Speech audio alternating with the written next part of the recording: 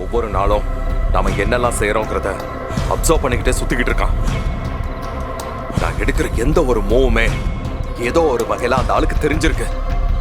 நாம அவனை பிடிக்க போறோம்னு உஷாரா இருப்பான். அவர் முகம் எப்படி இருக்கும்னு ஏதாவது ஐடியா இருக்கா? ஒரு ஸ்கெட்ச் பண்ணிக்கிட்டு அதை வச்சு கூட ட்ரை பண்ணலாம்ல? இல்ல சார், டாக்டர்ஸ்க்கே தெரியல. அதான் பிரச்சனையே. அதனாலதான் அவன் அந்த ஆட்டம் காட்டிக்கிட்டு இருக்கான். உங்ககிட்ட வேற ஏதாவது எவிடன்ஸ்? அதை சொல்லதான் சார் நான் உங்களை கூப்பிட்டேன். அன்னைக்கு கேரேஜுக்கு அந்த ஆளோட பர்த்டேக்கு முதல் நாள் அவன் அங்க வந்திருக்கான். கேரேஜுக்கு வந்து அந்த ரேவதி முருகன் 2 பேர்கிட்டையும் தெளிவா பேசியிருக்கான். அப்போ அந்த ஃபேமிலிக்கு தெரிஞ்சுதான் சப்போர்ட் பண்றாங்கல்ல? ஆமா, அந்த முருகனுக்கு உண்மை தெரிஞ்சிருக்கு. அவன் அப்பன் இப்ப எப்படி இருக்காங்கிற எல்லா தகவலும் அவனுக்கு தெரியும். அவனை லாக் பண்ணி டார்ச்சர் பண்ணா கண்டிப்பா உண்மையை சொல்லிடுவான். இது எதுவும் இஷ்யூ ஆயிடாதுல்ல சார்? என்ன இஷ்யூ ஆனாலும் நான் பாத்துக்கிறேன். நான் சொன்னதை மட்டும் நீங்க செய்யுங்க, சரியா?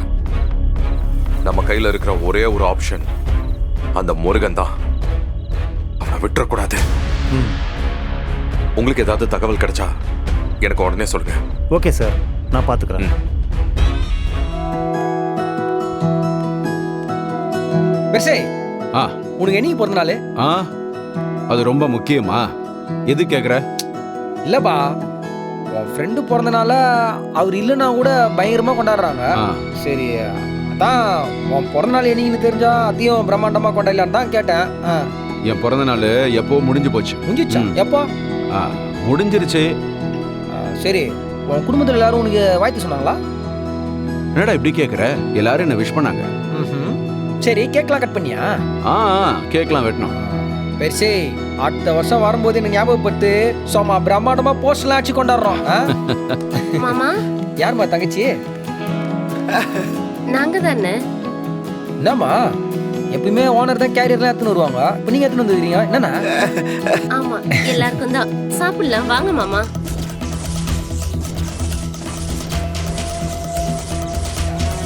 இந்த குடும்பத்துல இருக்கிறவங்க எல்லாத்தையுமே அப்படியே சொந்தக்காரங்களா மாத்திட்டு இருக்கிற ஆசாகாரையா நீ. நல்லதுதான், எங்க போனாலும் அப்படியே ஒரு சமாளிப்பை போட்டு வந்துருவ. வா.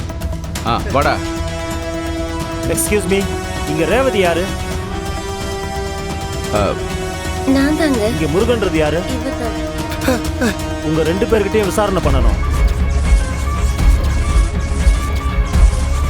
உங்களுக்கு என்ன வேற வேலையே இல்லையா? என்ன பாக்குறீங்க? நீங்க எத்தனை தடவை வந்து கேட்டாலும் அதே பதில் தான். அதான் அவளை பத்தி தெரியாதுன்னு சொல்லிட்டாங்களா? சும்மா தேஞ்ச ரெக்கார்டு மாதிரி கேட்டதே கேட். உங்களுக்கு என்ன சார், எங்களுக்கு நிம்மதியா இருக்க மாட்டீங்களா? வேலை செய்யணும் சார், கிளம்புங்க.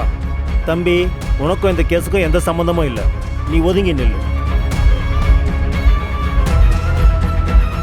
எங்களுக்கு நீ வேலை சொல்லாத. இது என் கேரேஜ், நான் வேலை செய்யற இடம், சரியா? இங்க வந்து நீங்க என்ன தொந்தரவு பண்ணாதீங்க. ஒரு தீவிரவாதியை மறைச்சு வச்சுக்கிட்டு கேம் ஆடிக்கிட்டு இருக்காங்க, நீ இவங்களுக்கு சப்போர்ட் பண்றியா?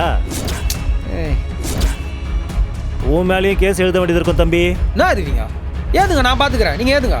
ஏத்தி தான் பாருங்களேன் என்ன நடக்குது. கொஞ்சம் அமைதியாரா. இரு பெருசே. சார், ஏன் சார் இப்படி பண்றீங்க? இதோ இங்க நிக்கிறானே முருகன், இவனுக்கு இவங்க அப்பாவை பத்தின தகவல் தெரிஞ்சிருக்கு. உங்க அப்பாவை காப்பாத்துறேன்னு நினைச்சு உன் பொண்டாட்டியே தவிக்க விட்டுறாத. அது ரொம்ப ரொம்ப ரிஸ்க்.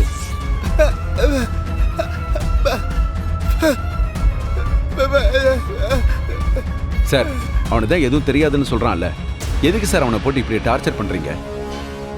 அவனுக்கு எதுவும் தெரிஞ்சா சொல்ல போறான். எந்த எவிடன்ஸும் இல்லாம எப்படி சார் அவனுக்கு தெரியும்னு நீங்க சொல்றீங்க? சார், இதை பாருங்க, எனக்கும் சட்டம் என்னன்னு தெரியும், சரியா? ஸோ அம்மா அவங்க இஷ்டத்துக்கு வந்து எங்களை தொந்தரவு பண்ணுறதுலாம் அலோவ் பண்ண முடியாது. பாருங்க, நாங்கள் ஒன்றும் எவிடன்ஸ் இல்லாமல் இங்கே வரல. இவர் அவங்க அப்பா கூட பேசின கிளியர் ஆடியோ ஃபைல் எங்ககிட்ட இருக்கு.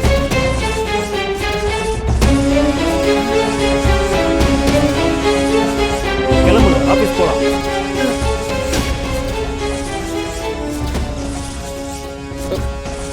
இவரை கூட்டிட்டு வாங்க. சார், அவனுக்கு தான் எதுவும் தெரியலன்னு சொல்றான்ல சார். Sir, excuse me. வாங்க போலாம். ஹலோ.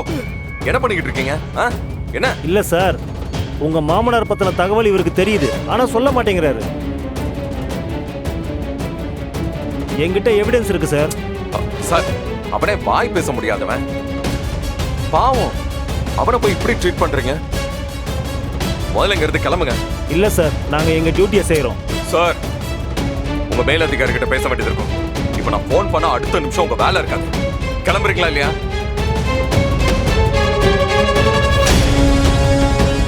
மாமா எங்கம்மா இருக்காரு? சொல்லுமா. இந்த கேஸ் அடுத்த கட்டத்துக்கு போச்சுன்னா பெரிய சிக்கல்ல மாட்டிப்பான்.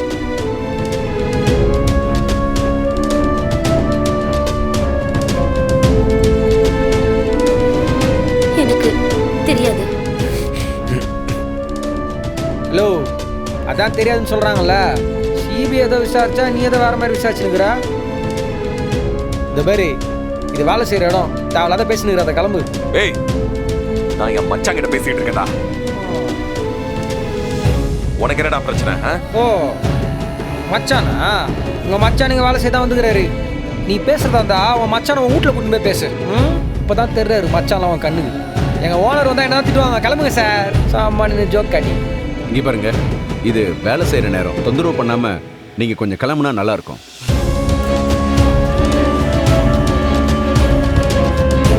நீங்கள் கேட்ட கேள்விக்கு என்கிட்ட பதில் கிடையாது. அப்புறம் நான் எங்கே வருத்தப்படணும்? நீங்கள் சொன்னது கரெக்டுங்க. ஃப்ரீயாக விடுங்க. தேங்க்யூங்க. ம். இருந்தாலும் ஊரில் எல்லாரும் நீங்கள் மாமியார் வீட்டுக்கு வந்து செட்டில் ஆயிட்டீங்க, வீட்டோட மாப்பிள்ளை மாதிரி ஆயிட்டீங்கன்னு பேசுவாங்க. அதெல்லாம் ஏன் ஊரில் இருக்கவனா கண்டதை பேசிட்டு போனால் அவனுக்குலாம் பதில் சொல்லிட்டு முடியுமா? அவனாம் யாருங்க? அவனால எனக்கு என்ன பிரயோஜனம்? மருமகன்றது யாருங்க? இன்னொரு மகன் தானே. அப்போ அத்தைக்கு நானும் ஒரு மகன் தானே. நம்ம வீட்டில் எனக்கு இல்லாத உரிமையா? மாமாவும் இல்லை. இந்த மாதிரி நேரத்தில் நம்ம வீட்டுக்கு அத்தைக்கு அஞ்சலிக்கு மொத்தம் எல்லாத்துக்குமே நான் ஒரு பக்கபலமாக இருந்துட்டு போகிறேனே. சப்போர்ட்டு தான். ஆனால் நான் வேற ஒரு முடிவெடுத்திருக்கேன். என்னது? நீங்கள் புதுசாக வேற வீடு பாருங்களேன். புதுசா வீடா? எதுக்கு? நம்ம 2 பேரும் தண்ணி கொடுத்துனோம் போலாம். என்ன விளையாடுறீங்களா நீங்க? ஏங்க இது நம்ம வீடு, இங்க இருக்கவங்க எல்லாத்துக்கும் நான் பாதுகாப்பாக சப்போர்ட்டா இருக்குன்னு சொல்லிட்டு இருக்கிறேன். நீங்க என்னமோ இது விட்டுட்டு புதுசா ஒரு வீட்டுக்கு போலான்றீங்க. இல்லை வெற்றி, என்ன இருந்தாலும் உங்களோட மரியாதை எனக்கு முக்கியம். நாம அப்பப்போ வந்து அம்மாவை பார்க்கலாம். அதான் நீங்க தனியா ஒரு வீடு பாருங்களேன். எனக்கு எதுக்கு மரியாதை? ப்ளீஸ். ஏன் மரியாதைக்கு இதுக்கு சம்மந்தமே இல்லை. நான் சொன்னா கேப்பீங்கல்ல? சரி ஓகே, கேட்குறேன். டன்னு.